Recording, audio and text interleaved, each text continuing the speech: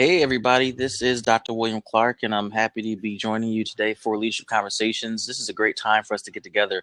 We talk about leadership and how it applies to the world that matters to you. I'm excited about this topic today. It's a little controversial, but I think it's a good conversation to have. Today, we are going to be talking about nonprofit leadership failure with a question mark. There's an interesting topic on the table, and we'll address that in a moment. But I do want to introduce our co-host and co-panelists today. We have Dr. Philip Foster and Dr. Karen Bolser, who will be talking with us today. And we expect to have Dr. Latanya Hughes in a few moments. But Philip and Karen, please introduce yourself. And Karen, based on our last blab, we're going to let the ladies go first. I am Dr. Karen Bolser, and I consider myself a leadership guru, and so my focus is on coaching and executive consulting. Currently, I am a campus dean for a for-benefit university in Newport News, Virginia. So I'm just happy to be a part of this chat going on today. Awesome. Philip. Well, good morning, everyone. I'm Dr. Foster, and I am the consultant with Maximum Change. And my area of expertise is in leadership, and specifically in strategic leadership and the focus on the future. I guess you can call me a strategist and futurist in one bundle. So glad to be here. Thanks. Yeah, and what I'll say about me is I currently lead a small nonprofit in Hartford, Connecticut. I also provide consulting services in the area of leadership development and strategy development. So like my friends here, we all care about leadership in unique ways. And I specialize in giving consulting services to nonprofits and churches. So today we got a interesting topic. And before I move forward, Dr. Latanya Hughes is joining in the conversation. So we just want to give Latanya a chance. Hey, Latanya, we already started the session. Sure. Give you a chance to introduce yourself, and then we'll go ahead and get into our topic. Absolutely. Good morning, everyone. I'm Dr. Latanya Hughes. I am actually on travel, so I've got a busy day. I'm so glad to be here, and I'm very excited about today's topic. I specialize in leadership development, particularly with executives and those in the entertainment industry, as well as political field and education.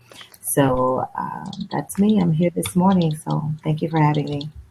Good morning. All righty. So we got an interesting topic. We are talking about nonprofit leadership failure. And this is kind of near and dear to my heart, considering I currently work in a nonprofit space. Karen and Latanya, I kind of want to put you guys in that space. So we kind of share that. Right. Philip, you're not necessarily in that space in terms of who you work with. But it's an interesting conversation nonetheless. And I think we'll get to some hot topics. But let me set the stage for everybody here. We are talking about the most recent article written in the USA Today about the Top Wounded Warriors nonprofit organization. If you don't know anything about them, look them up. They provide services to wounded warriors, and they seem to be based out of Florida. There was a dust up with their board because of accused excessive spending or misappropriated funds. And it brought up the question amongst us, was this a nonprofit failure? Before we get started, guys, I didn't share this question with you ahead of time, but I know we talked about this at our last conversation, but can you, for the benefit of those watching, give your definition, your brief definition of what is leadership? And I think that answer you give will set the stage on how we address the questions going forward. So, Karen, would you like to kick us off? What is leadership? Well, to me, leadership is not about just giving orders, telling people what to do. It's about grooming individuals and shaping them in a way to meet the end result or goal, or get them along board on a vision or mission. So it's more about having individuals walk beside you, figuring out strategies, which approach to go, and letting them determine their own cycle and their own rhythm without necessarily putting those high expectations or demands that you think they ought to meet. So leadership is about serving. Leaders serve. Leaders groom. Leaders or just basically supported in mentoring individuals with their vision. Good stuff. Latanya, do you want to jump in there and talk about leadership? Yeah, to me, leadership, I mean, this is just kind of my mantra is leadership is not something you do, it's who you are. It's the character of the person. Leadership speaks to the person's values, their value systems, and what kind of person they are. I always revert back to Bill Hybels, I believe it was. He wrote a book on who you are when no one is looking. That is leadership to me. Who you are, your character, how you walk, how you treat people when you think no one is looking. It's all about how you carry yourself and how you communicate with people. Those to me, those are the characteristics that make that. Leadership is the characteristic that make up a person. So to piggyback off of what Dr. Bozer was saying is, it's how you treat people. It speaks really more about who you are. I mean, in our last session, we talked about micromanaging. It's really more about, your trust level. It's dealing with what's on the deep inside of you, of how and why you do the things that you do and make the decisions that you make. So to me, leadership is all about character. I'm about to tweet out what you just said when you said leadership is about the treatment of others. We can provide a bunch of definitions, and I'm sure Philip is going to give a good one. But when you boil down what we're all going to say about leadership or have said about leadership, it is about how you treat other people. I mean, it's the art of treating people, and perhaps the science. Philip, did you want to jump in there? Certainly, and I cannot, agree with Dr. Hughes more than the fact that it's not what you do. It's actually who you are. And I want to take it even further to say that I see leadership as the power of influence through empowerment, mentoring, and coaching of followers to rise to their potential and even beyond. Right. I'll share a little more about that. What's that? Share a little more about that. Well, I see leadership not as a dictatorial, top-down pressure, pushing, demanding, giving ultimatums. I see leadership more as, hey guys, come along.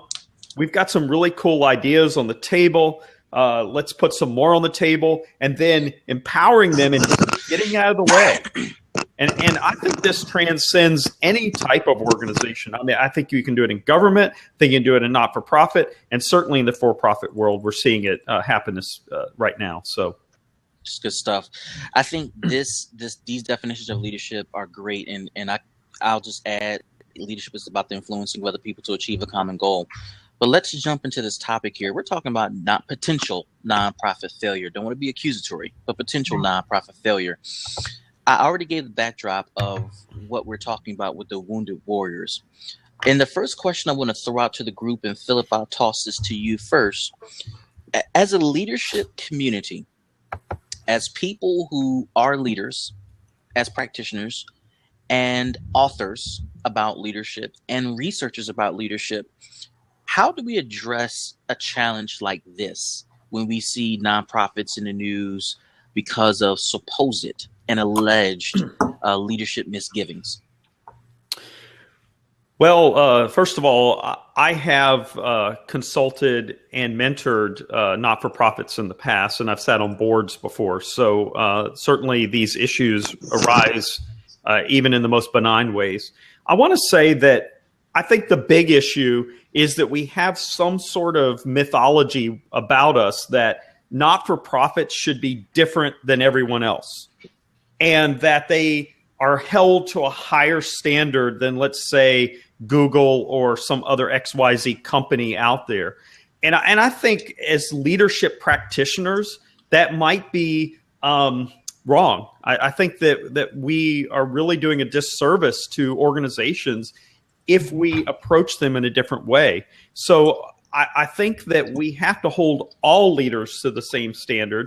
And so I just wanted to throw that out there in the beginning because I don't want us to have malpractice of any sort where we're saying that not-for-profit leaders should be different, because I think all leaders should be held to the same standard.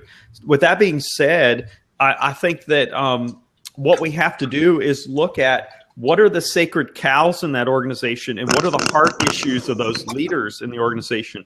The Wounded Warrior is not a theological or religious organization. So do we hold them at the same standard that we hold a religious organization? If you go back to my argument, I say yes, we should. But then again, should we hold Google the same standard as Wounded Warrior? I would argue yes. The problem is it's a heart issue. It's where we focused at. What is the importance there? Why are we spending 35-40% of our donations on administration? I know not-for-profits that spend less than 10% on administration, and they're proud of it. So, that's just kind of my stream of consciousness there. So I don't know what everyone else thinks about that. Sure. I think that I've worked for the military for 15 years. And I've worked with the wounded soldiers as well. So I think that you're right. That brings us back to the definition of leadership. There needs to be servitude there, which I stated. Mm-hmm. It's the heart. Mm-hmm. And just because you're a leader doesn't mean you have a servant's heart. Right. It's a big difference. Second, the military in itself is a whole new organization that sometimes has its own laws outside of regular organizations. It's a whole world in itself. And a lot of people won't understand that if you've never been in the military lifestyle. I was a military wife for 10 years, and I've worked for the military for 15 years. So it's a whole different new organization. And they can change laws quicker than the regular federal government. Does that make sense? So, and the leadership in the military is appointed differently than in Google. Mm-hmm. Time is considered, your years in service, passing a PT test, passing a written test or a board.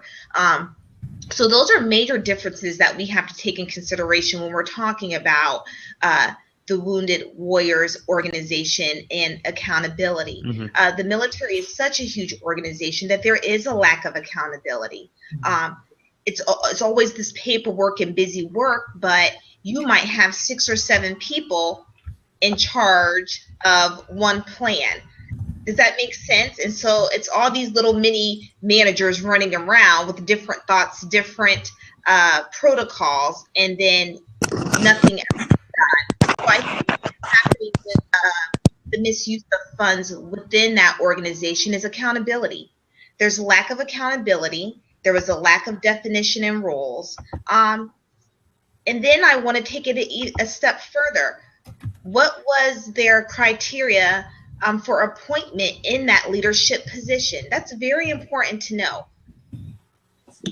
So I pose that question. What does the criteria for appointing leaders in organizations that deal with fiscal responsibility, should it vary? Should we hold them accountable higher? How does that work? And these are just questions that I'm throwing out.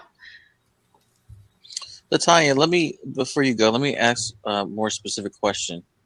When we see challenges like these pop up within nonprofit organizations, how should we respond as authors and researchers in the leadership field to these challenges? What if somebody called us and wanted to consult us on how to navigate this from a leadership standpoint? I think that's a great question. First, one of the things that we need to do is have an understanding, a solid understanding of what are the goals of the organization. One of the first questions I ask is, what are your core values? If you cannot tell me what the core values of the organization is, that's where we start. That's fundamental, because it's not possible to, I don't want to say hire, but it's not possible to bring on the right people and to partner. That's the word I want to use. Partner with people in your organization and make sure that who they are is in aligning with who your organization is and what your goals are if you don't have any core values. So one of the first questions I ask is, what are your core values? What are your goals? What is your organization about? You've got to have a mission. You've got to have a vision beyond just something generic that everybody else knows, but what's at the heart of what you do? What are the core values? And then look at the board. What are the core values of the board? Are they in aligning? And it speaks back to what Karen was saying earlier, and Dr. Foster was saying earlier about, what's at your heart? What's at the heart of the people who are serving? Why are they serving on this board? I've had instances and conversations where people are serving on boards for their own means. It's just so that they can add something to their resume. If that's the case, then you're on the wrong board. That's not why you serve on a board in an organization. You serve because you want to be there. You want to push the initiatives of that organization, not so much for yourself. It's about that organization. So those are the two fundamental questions we need to ask first before we can move forward with anything. If they do have core values, then you go through, what is your screening process? I relate screening for nonprofit organizations the same way colleges and universities screen for presidents. It's a whole process. It's not something that you expect to hire somebody in 30 days. This is not the same as, I'm going to hire a teacher, or I'm going to hire an executive assistant. This is you're looking for someone to spearhead your organization's initiatives, and they're going to come with vision. They're going to come with some long range. They're responsible for, a certain amount of money. And so you're going to be looking for particular skill sets, but you're looking for particular values as well. So you're looking for someone who's going to be a good steward of your organization's time, your organization's reputation and credibility, their finances. You're looking for someone who's really going to be a proper alignment. This is where I think I mentioned this in previous sessions about person org fit. It's not just for for-profit organizations, it's for nonprofits as well. Mm-hmm. So we have to look at the screening process. What are some personality tests? I know that people frown on personality tests, but they can tell you a lot about whether this is a good fit. You're not just using the personality test to decide, this is a good person because they passed the test. No, you're using it as a baseline. Then you're building upon that, and then you start to really build out, your interview questions. It should seriously be a serious screening process that, oftentimes when you're looking for university is looking for a president, it's something that's at least 6, 7, 8 months long, because it is a serious screening process. And I think that, nonprofit organizations may not go to the same length of 6, 7, 8 months, but they do need to go through something that's a little bit more lengthy than 2 weeks or even a month, because this is someone that you want to make sure you have the right person that's heading up your organization, and not just, and the next thing that I always want to talk to boards about is you need to have a succession plan. Mm-hmm. What is your succession plan in place for the next person? Because how long is the tenure of this person? The vision, it can only go so far until that person is like, okay, I don't have anything else. It's almost inevitable. So what is the succession plan? And part of the succession plan makes it easier to find the next person, because you already have a process in place for the next person or for the next thing. So the vision can continue and the organization can grow with the time. So that's my long and short answer. One of the things I'll say. Tanya, you said, just real quick. Tanya, you said something very important. It goes back to the board. Right. Who's on your board? Organizations have to learn how to create a board that's not afraid to tell them no, or we don't agree with your idea. I see that in a lot of organizations. The board has to be non-biased. And so in many organizations and for-profits and nonprofits at that, you see boards where there's the CEO, and then he has his wife on the board, his friends on the board, a colleague from 15 years ago. And so basically what happens is they agree with every suggestion, every change the CEO or president wants to make. And that's really not a board. And it's really not followers. It's puppets agreeing with you and your decisions, and you feel better because they're called the board. And so you're exactly right. We need to begin from the heart of leadership, screening criteria, and how to choose a wise board. Also, a second point that you made was this is not a 30-day process. When I became the campus dean, I was groomed for this for a year. No special title. I had no special title. I was just the little faculty lead over the business department. But my professor, he groomed me for a whole entire year. Mhm. And that wasn't a guarantee that I was still going to sit in this seat. And even though I'm in this seat now, I'm still being groomed. I'm still being looked at. There's still accountability. So the learning process and cycle never ends. So you're exactly right, Dr. Hughes. I just wanted to say that you made two very good points. You have to pick an unbiased board who's not going to be afraid to disagree with the CEO and the leader. And you're going to have to learn how to screen these individuals over a period of time. This is not a 30-day process. This is not, let me look at your resume. Oh, you have 3 doctorate degrees and you ran your own company. Oh, you're a good fit. Personality tests need to be done. I know at my job, we do the DISC assessment. During the first interview process, everyone gets an email and you take the DISC, and we know if that personality is going to be a good fit, or if we need that type of personality to change our culture a little bit. So I just wanted to tell you those were 2 excellent points that you brought up. If I could jump in real quick. For the established organization, I have had great success with instruments like the OKI and the Strat survey to study leadership styles and the culture within the organization. And it really is interesting to match that up next to core values and focus to see if we're in alignment. But I also wanted to go and touch on what Dr. Bolzer and Dr. Hughes also said. And the board really does have to be non-biased and actually take it one step further and say they have to have power.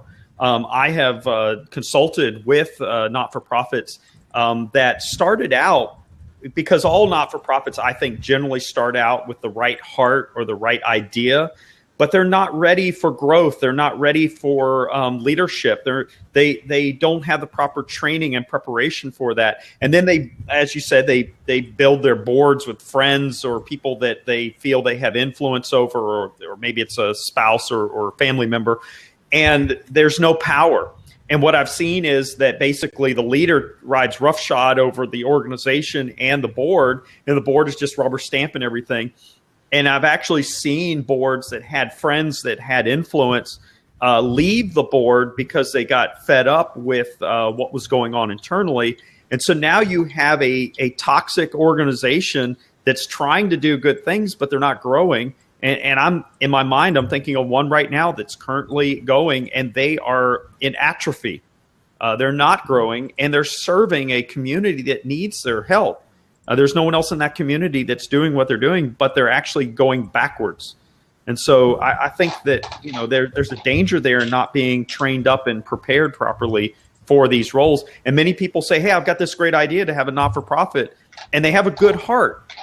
They're just not in a position to really lead. They may be better off getting an administrator to lead it and just go serve that community. So, that's interesting. One of the things I thought about when I thought about this question of how do we address this from a leadership community, it is so important to add on to what you guys said, to have strong policies to safeguard against perceptions.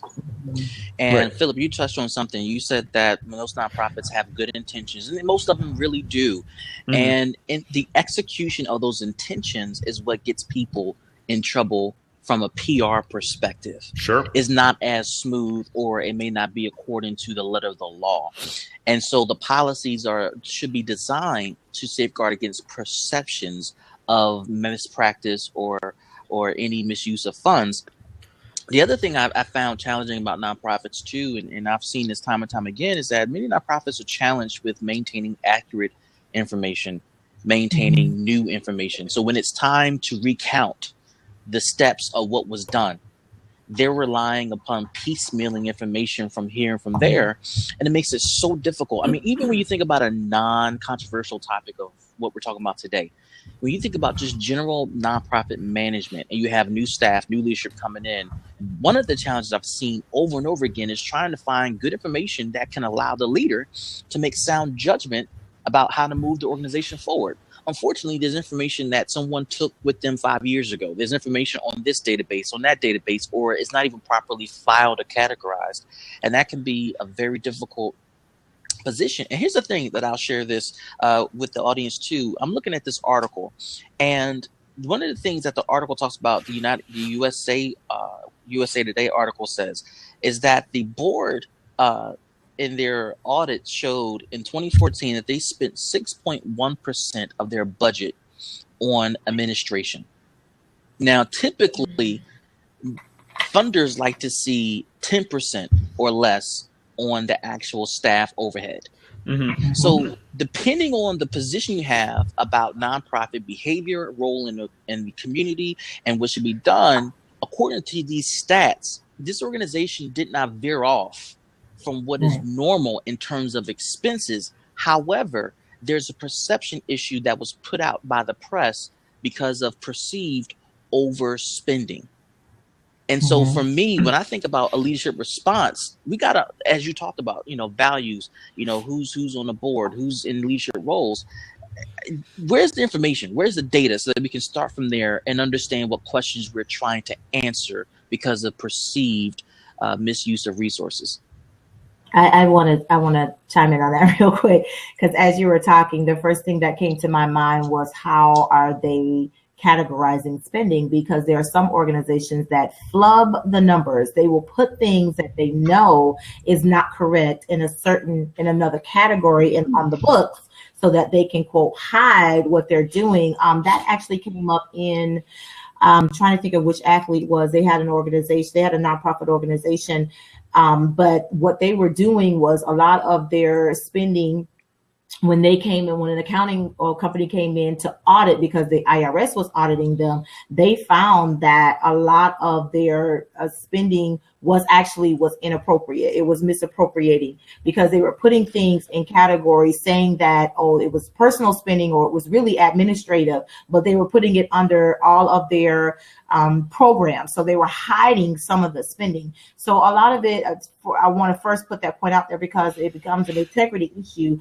And again, it speaks back to the screening process of making sure you have the right people in place who know what they're doing, but who are not going to flub the numbers, who are not going to be what we say creative and have creative accounting, because that's going to affect a lot about how we approach the organizations to help them. So now back to your point, your question, I think that's the first place to start. The other thing is, when it comes to perception, at the end of the day, perception is reality. How do we, as a leadership community, help with the perception? How do we get the media? How do we get people who raise a lot of these questions to change their perception? I believe it all goes back to information and informing people. Some people, it just says people perish from a lack of knowledge. We have to educate people, because some people are ignorant, genuinely ignorant of how things operate when it comes to nonprofits, because everybody thinks nonprofits operate the same way as for-profit organizations, and they do not. So I think it first comes with just educating the masses on some basic information when it comes to nonprofit organizations. And it might be something so simple as, here is a chart, nonprofit and for-profit, and here are the differences, so that people can, because sometimes you just have to make it plain for people, because we're not dealing with doctors and people on a regular. We're dealing with everyday people, and we've got to speak their language. So we have to share the information in a way that they understand. It's just like teaching.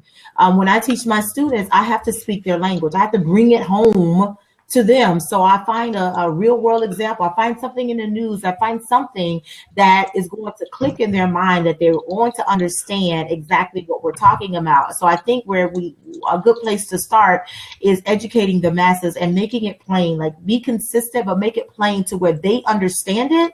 And then we can find ways to help them apply it. But that I think that's one of the challenges. I have a colleague who worked with a local organization recently, and she just worked with the board, and she just looked at the board. You have a lot of people on this board who want to help, but they had a number of issues that we've already talked about. One, William, you talked about misinformation, and not communicating. Dr. Foster talked about it. Dr. Bolzer talked about it, just all of the issues where the heart is there. They really, really want to serve, but they don't know where to get in, to fit in, because those who are, it's just like you said, the leader is just kind of freeballing it. and sharing things close to the vest, but your board can't help you if you're not telling them what's going on or how they can help you. So, it's a lot of different things when it comes to that. So when it comes to perception, it really is about informing the people and communicating. Mm-hmm. And just to add to that too, is that a lot of people don't know you have the National Council for Nonprofits. That information is supposed to be public knowledge. So this sheds light again on accountability, because where is the IRS in this? They receive that information. They're supposed to be auditing. So it's just not about the nonprofit organization. There's many facets of this piece, and who's supposed to do what part. That information is public knowledge. And so what is the IRS doing? Is there a backlog? Do they need help? They're supposed to be making sure everything's in order, because just because it's a for-profit doesn't mean there's not laws and regulations on accountability and that information. So that's another thing that we need to question. Yes, this thing came up and it's shed to light. The IRS, where were you in this? National Council for Nonprofits, where were you in this process? Because that's your role, is to protect the people, protect the individuals who donate to this charity, as well as the members who are supposed to be receiving the funds. And so this is a lack of information and a lack of accountability, just not for the nonprofit organization, but just as the government as a whole. So now we need to go to the government and say, what rules and laws and regulations or procedures do we need to change to strengthen this process? And so everybody, not just the nonprofit or the individuals receiving the funds or the people donating, or as taxpayers, we have a part in this too. Where's the accountability? Who's responsible for what role? And is there any changes that we need to make to strengthen this process? So things like this, I'm not going to say that they'll never happen again, but to minimize reoccurrences of this situation that happened with the Wounded Warriors Project. Well, so I think that we have to be careful with statistics. Dr. Clark mentioned 6%. Hey, that's a great number. The reality is we have to be informed givers as well. We're not just taxpayers, but informed givers. And here's the thing: I was just, as you guys were talking, I pulled up charitynavigator.org. And here's the thing. Yes, they only give, in this particular example, 6% is spent on administrative expenses. But that 6% is of a 40% number that goes to fundraising expenses, fundraising efficiencies, primary revenue growth, program expense growth, and working capital, where they're putting money aside for a rainy day. That means that only 60% of the giving, which, by the way, in 2014 was $342 million. That means 60% is going to the program expenses, and $137 million is going to other things. So let's talk about that for a moment. And this is kind of all scripted a little bit. So I agree with you. I'm looking at the same stat because it's in the USA Today article. 40% goes towards, let's be specific, 34% goes towards fundraising, 6% goes towards staff and overhead, and 60% goes towards the programming to the Wounded Warriors itself.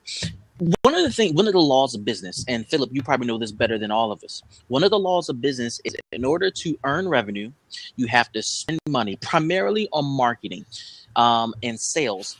In the nonprofit world, that might be equated to fundraising, whether you're paying for a consultant to do grant applications, where you're paying for staff to do one-to-one giving, you're paying a design company to do or to handle your online giving. Whatever the case may be, you got to spend money. Talk to me about whether it's your personal perspective or some other perspective you have that's kind of negative to those stats. 60% to programming, 34% to fundraising, and 6% to staff. Share more about that. Well, just in my own experience, working in the Christian not-for-profit world, especially a few years ago, the focus was on being good stewards. Now, I know in the not-for-profit outside religious type, we don't use good stewardship necessarily in discussion there. But here's the thing. If you look at the number you said earlier, that typically not-for-profits try to stay under that 10% threshold, we're talking about 10% for everything. Correct. We're talking for marketing, 10% for administration. All of that falls into that 10% number. And is, in fact, I know of not-for-profits that pride themselves in saying, we only spend 9% of what you give, 9 cents on the dollar we spend on running this whole program. The rest goes to the population we're trying to serve. So I would think that a not-for-profit would be looking for that way to say, hey, every dollar you give, 98% of that is going to the actual population you're wanting to give that money to. Yeah. So I think the problem is stewardship, and that goes back to an earlier message I said of where's the heart issue. You know, I think it's ridiculous that they spend 30-some% on fundraising. That's absolutely ridiculous. Right. Just to keep in mind, too, that nonprofits, there are regulations for fundraising for nonprofits. Yep. So the organization needs to be kept up on that information. Absolutely. There's rules and there's guidelines. And for fundraising, that changes by state. So the fundraising compliance and regulations for Virginia might be totally different from the fundraising regulations in California. And so that's something else that needs to be looked at from as a local position from state to state. Where can you make the regulations stronger for each state pertaining to nonprofit fundraising? And where's the accountability locally within the state government for fundraising? I think that needs to be looked at as well before we bring it up to the bigger federal government picture of regulation. And where was the accountability to the board, as well? Where was the board in all this? We have to ask those questions. I think one of the things, a fundamental thing that I feel should be required, this is just in my opinion, is financial literacy. For anyone coming into a nonprofit sector, whether you're serving on the board, whether you're employed by the organization, financial literacy is important. It's just as important in organizations as it is as an individual. If we don't have financial literacy, what happens? You go into debt, you get in all kinds of trouble. People aren't paying their taxes. What happens? You go to jail. All these different things. There are implications that come along with it. I really feel the same principle applies when it comes to nonprofit organizations. They really need financial literacy. And so there should be, just along with training, and Karen mentioned the National Council for Nonprofits, there's lots of organizations out there that are supportive of nonprofit organizations or individuals who are interested in starting a nonprofit. So for me, I think one of the fundamental criteria when it comes to nonprofit organizations and leadership, particularly whether it's a board or you're being employed by them, is financial literacy. What is your financial literacy when it comes to understanding what you are about to get into? When I started mine, the person who helped me, that was something we talked about. And I said, well, this is what I know from research, and this is what my expectation is, and this is what my budget is. And I presented everything to her in a packet, and she made one correction, one. And out of that was it. When it came to fundraising, like Karen said, there are laws surrounding it. And so I was thinking, okay, well, why can't I do a Kickstarter like everybody else? And she said, no, there's a toe the line, and you have to know what the law is in Florida, and you have to know what the law is here, and you have to know you might be able to do it, but it's going to raise some questions. So you don't want to do anything as a raise question. So it's important to have someone who can help guide you and give you some sound advice so that you don't get into any trouble doing something that you had good intentions on doing, but you didn't know. Because at the end of the day, I don't know is never it's not an acceptable response. So I really believe financial literacy is very, very, very important. It's crucial to the success of a nonprofit organization or any organization, but particularly when it comes to nonprofits and keeping people out of jail. I do have to say this, Latanya, the federal government, when they hire contractors or civilian workers, you do have a financial check personally. Right. If you can't handle your finances personally, or you're in a lot of debt, or you're behind in creditors, that will come up on your background check, and you will not be hired to work for the government if you do not have a good reason why you're in or were in a financial situation. So the same thing should be done with board members as well, which is really shocking. I'm not saying this was done or wasn't done, but since the Wounded Warrior Soldiers is a part of the federal military organization. I'm wondering if they did any background checks, personal finance background checks on these board members before they hired them. I think that's a must when you're in charge of a multi-million-dollar nonprofit or any type of organization. It's not unreasonable to ask, well, how does your personal finances look? When my brother joined the United States Navy, he had a credit check. He had a credit check, and they wanted to know, well, what happened here? Did something happen here? Oh, this is your debt to income ratio. They wanted to know this before he got on that boat, that he was financially stable and wasn't going to leave his family in a hardship. And so the same should apply for leaders in an organization where there's a huge amount of financial responsibility and pressure, not only to the company, but to individuals in society as a whole. Can we trust you to handle these financial issues? And that sheds light to the economical downfall we had several years ago with the car dealerships and the bailout. The people in charge, are you financially responsible?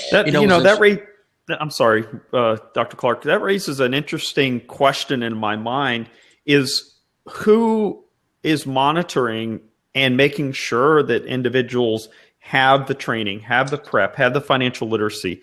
Who's doing that? Because I'm thinking of not-for-profits that I've had dealings with in the past where someone said, hey, I have a heart for the homeless, or I have a heart for this, or, feeding the hungry or whatever.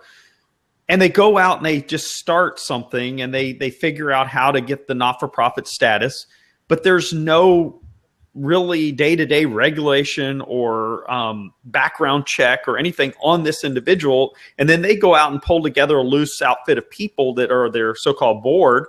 I think there's a bigger issue here beyond leadership that we certainly won't be able to answer here. But, how do we as a society deal with these loose cannons in not-for-profit world? And they're out there. There's thousands and thousands of them. We're talking about one specific organization as the topic platform here, but there's thousands and thousands of dysfunctional and broken not-for-profits out there that are just, hobbling along, and God knows what they're doing. One of the things I just tweeted out was it is so important to leader share. And what I mean by leader share is what we learned in our studies, what we've learned in our practice is that we do not know as much as we think we know. After graduating from Regent, I've accepted the fact I only know this much. But what that means is there's so much more I don't know. Leadership, I'm making this up on the fly, is engaging other leaders who have skill competencies in areas where I am clearly weak. And I think this speaks to what you guys are talking to. I'm not going to pretend that I have the best financial acumen to lead a nonprofit. So I'm not going to know all the rules with the IRS. I'm not going to know all the best practices. I'm not going to know the things that are going to put us in the best position. I know general concepts, but that doesn't make me an expert. And it's incumbent upon me as the leader to leader share, to engage the smartest person I can afford and connect with to help me in my accounting, to help me with my legal, to help me with HR, to help me with my IT, to help me with whatever it is I'm not the strongest. What I've observed in the nonprofit world, and it's unfortunate, we tend to have the Superman mentality where I got to handle it all by myself. And you just can't. All in the name of saving money, all in the name of doing the most good for the people I'm serving, all in the name of making sure perceptions are right. And the reality is you do more harm by taking on everything by yourself. And it leads to, as the article talked about with the board saying, we probably didn't account for our growth as best as we could. And let's assume that's a true statement. For any nonprofit organization, whether small, mid-sized, or large, you have to make sure you are surrounding yourself with the best people possible when you begin to realize you have competency shortcomings, and we all have them. Exactly. Great. So let's kind of move this forward. I know we got a few minutes left. Wow, where do we want to go? So you guys already mentioned a few platforms here. Let me just address this question. Does a situation like this set a bad precedent or any precedent at all that we should be counseling against as leadership consultants and as leaders in nonprofit organizations? Is this something that we should be worried about? Wow. Of course, I think, during this whole this chat today, the same word keeps coming up: accountability, accountability, accountability. And I know that during our process becoming doctors, we had to be accountable not only to our professors, but we made sure that we were accountable to each other going through the process. And the Bible speaks about accountability as well in Romans 14:12. So accountability keeps you safe. It continues to let you grow. It continues to let the organization grow. And what I'm hearing here is there's just a lack of accountability in all departments, in all areas, just not the nonprofit, but there is a lot of non-accountability in all the sectors: the IRS, the National Council for the Nonprofits, the organization itself, and its leadership. So what do we do about this non-accountability that's running rapid in our organizations today? What processes need to take place? What needs to change? Because you can have I know great leaders who are not accountable either. And so it doesn't necessarily mean that, because I'm a great leader and I have a servant's heart, that I'm accountable. And so we need to address the issue of accountability first. Where's the lines? Where's the boundaries? Who's accountable to who? Just like in government, all three branches report to one another. And so the same thing needs to happen in our personal lives.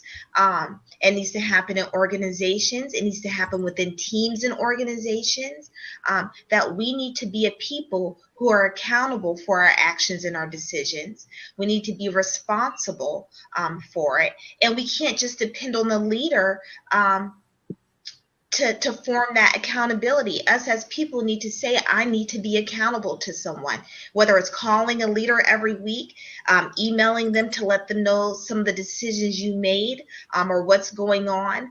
But I think the process needs to start with accountability as a whole. That's just the lack in society today. And that's why things like these continue to happen and the reoccurrence rate is so high. You can change the leader, you can change the heart. But if you have a leader with a servant's heart that doesn't understand the importance and vitality of accountability, we're back at step one. And so I think that's the question. Yeah. I think what Dr. Bozer just said is really pretty much sums it up. It boils down to lack of knowledge. I think a lot of this boils down to lack of knowledge. If the heart is right, it's knowledge. If the heart is not right, you already know it's an issue of the heart. So we have 2 points here: heart, information. Because if you have the two of those, it is easier to be held accountable. Because how can I hold you accountable for what you don't know? You cannot walk where you haven't seen, where you haven't been. So how can I go somewhere if I don't even know where I'm going, because I don't know, I don't have the information that I need to get there. So it's just like traveling. I'm about to get on the road to go to Myrtle Beach for a book signing, and where I am, if I don't have directions, I'm just kind of all over the place. I may never get there. I may end up in Georgia trying to get to South Carolina because I don't have the roadmap. I don't have the information. Information is the roadmap that's going to get me there. And so it's going to hold me accountable for every step. That step, it's step by step. It's like 27 steps. It's very clear. Here, here, here. And if I veer off the path, then guess what? Who's going to hold me accountable? Mm-hmm. My mom or whoever, because I didn't show up to the book signing because I veered off the path, because I have the information now. I now have the information that's going to get me there. But if I choose to veer off for whatever reason, then guess what? Someone's going to hold me accountable because I didn't show up. I have an agreement. I didn't show up. So It's the same. The information is your roadmap to get you there, because your heart may be good, but if you don't know, you can't really do what you don't know. So we really have to kind of get to this point of literacy and really getting people the information that they need to be successful in these organizations, and to make sure that we don't fall by the wayside when it comes to hiring the right people or partnering with the right people for these organizations, because you can't properly screen candidates, even whether it's for your board or to partner on or with your organization as employees, if you don't have the information to know how to screen or where to even begin. So, and I also believe that when it comes to accountability, organizations and people who want to start nonprofit organizations cannot be cheap, and they cannot be afraid to pay people to help you. Pay for experts. That's what they are for. You either going to pay up front or you want to pay on the back end. And to me, I think the best thing to put your best foot forward. If you're serious about your initiatives, you're serious about doing what you want to do, you want to put your best foot forward, you want to go ahead and pay for an expert to come in and consult with you. Build it in your budget. Just build it in your budget. It's there. The IRS expects it. You can see on the National Council of Nonprofit Organizations, when they give you a checklist, they have all kinds of forms for you. It's already included in there that you may need to hire a consultant to help you for the first 2 to 3 years. And that's okay. Why? That helps give you the information and the accountability you need to move forward in the right direction. I also believe that what you said, Dr. Hughes, ties into what we talked about last segment with the generations and how millennials like to question. This is why it's very important for leaders not to get upset when their employees or members of their organization begin to question. Because when you question, you start to gain knowledge. When you don't question, you're sitting there taking information as if it was factual, and this is just the way it is, and no change can happen. So this is very important and ties in with the last segment of questioning is okay. Let your children question, let your team members question some of your decisions that you make, because guess what? Questioning then begins to bring on the accountability. Does that make sense? So now the questioning of what's happening with this money for the Wounded Soldiers program is now beginning to build that accountability with the organization. They're taking a step back saying, oh, no one's ever asked us this before. Why are you questioning this? Oh, maybe we do need to change this. And so now the thought process is beginning. Oh, we're not necessarily doing things right. We might need to change our processes and procedures. So I am dead for questioning, and questioning is not disrespectful. So we need to get that out of our mind, or you're questioning my authority and what I'm doing. But that's the beginning of gaining the information Dr. Hughes talked about and gaining accountability. Philip, did you want to jump in here on that one? Well, I think for me, as we're ending out this session and bringing it full circle, it really becomes a hard issue. Where's our core values? Where do we focus? Not just from the founder of a not-for-profit, but as board members and potential consultants, or even as contributors to not-for-profits. I think we have a responsibility to ask these questions and to press in and say, where's this money going? Why do you spend so much on fundraisers and so forth? I think it's really a community initiative that we have to press into. And certainly if you're at a fundraiser at a really fancy ballroom and you see, the bar is flowing with alcohol or whatever, and the food is just off the hinge awesome, you ought to be asking the question, why are you spending $150,000 to raise $200,000? You should be asking those questions. I don't think it's wrong to have a fancy fundraiser. I think it's wrong to spend more than 10% of your budget on these things, especially if you have a worthwhile population that needs these services and need these funds. So. Well, that about says it all. We have so much more to talk about, but we're coming at the end of this show, and it's been a great conversation. Time has flown by. But before we get out of here, just want to give the platform to everyone to I don't know how to say it. I guess this is your time to give your shameless plug, right? Bring it. Karen, what's your shameless plug? Why do I always have to go first? Because you're ladies first. My shameless plug. You know what? As individuals in a community, in a society, we need to soften our hearts for correction. And correction is okay because it brings growth. Right. So my key word of knowledge today is soften your heart for correction so that you're able to grow and make room for your gifting. And so that's what I challenge leaders to do. That's what I challenge everyone to do personally. And I challenge organizations to do. Soften your heart to leave room for correction in your gifts so you may grow. All right, great. Anybody else with a shameless plug? Go ahead, Dr. Hughes. My shameless plug. Wow. Always remember that leadership is a lifestyle. It's not something that you do, it's who you are. So if you want to know more, feel free to contact me directly, drhughes@mail.com. I will be in Myrtle Beach Thursday, Friday, and Saturday at book signing. Thursday and Friday, I will be at the Holiday Inn Ocean Surfside on North Ocean Drive. And Saturday, I will be at the Lighthouse Supply in Conway, South Carolina. So stop by, come and see me, and we can have some more chats. Awesome. Well, my shameless plug is I have 2 books. You can find them on Amazon. This is Organization 3.0 and The Open Organization. Those are my 2 books that I have out. You can follow me on Twitter at Maximum Change. You can follow me here on Blab. I do a Blab on a regular basis called Maximum Change TV and the Maximum Change Minute. And you can also visit my website at MaximumChange.com. And as far as my travel schedule is concerned, it looks like in May I'll be in Egypt and possibly beyond, speaking at a symposium there and some other activities.